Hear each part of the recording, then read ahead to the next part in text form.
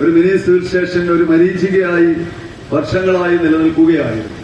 കോട്ടയം ജില്ലയിൽ മറ്റെല്ലാ നിയോജക മണ്ഡലങ്ങളും 1ഉം 2ഉം മിനി സിവിൽ സ്റ്റേഷനുകളുള്ളപ്പോ നമുക്ക് അങ്ങനെ ഒരു സൗഭാഗ്യം ഉണ്ടായിരുന്നില്ല. ആ പ്രശ്നത്തിന് ഒരു പരിഹാരമായിരിക്കുകയാണ്. 1-2 മാസങ്ങൾക്കപ്പുറം നിർമ്മാണത്തിന് തുടക്കം കുറിക്കാൻ സജ്ജമാവുന്ന നിലയിൽ നമ്മുടെ മിനി സിവിൽ സ്റ്റേഷന്റെ നടപടിക്രമങ്ങൾ അന്തിമഘട്ടത്തിൽ എത്തിയിട്ടുണ്ട് എന്ന് സന്തോഷത്തോടെ ഞാൻ ഈ വേദിയിൽ അറിയിക്കുകയാണ്.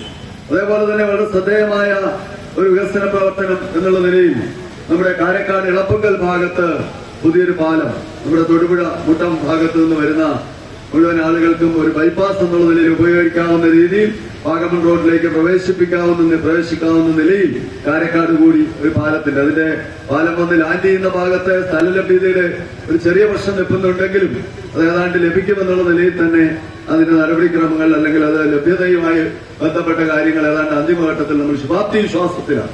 അത് ലഭിച്ചു കഴിഞ്ഞാൽ തീർച്ചയായിട്ടും അതിനു വേണ്ടിയിട്ട് 10 കോടി രൂപ വകയിരുത്തപ്പെട്ടിട്ടുണ്ട് എന്നുള്ളത് നമുക്ക് എല്ലാവർക്കും അറിയാം. ആസന്ന ഭാവിയിൽ അത് നമുക്ക് യാഥാർത്ഥ്യമാക്കാനായിട്ട് കഴിയും.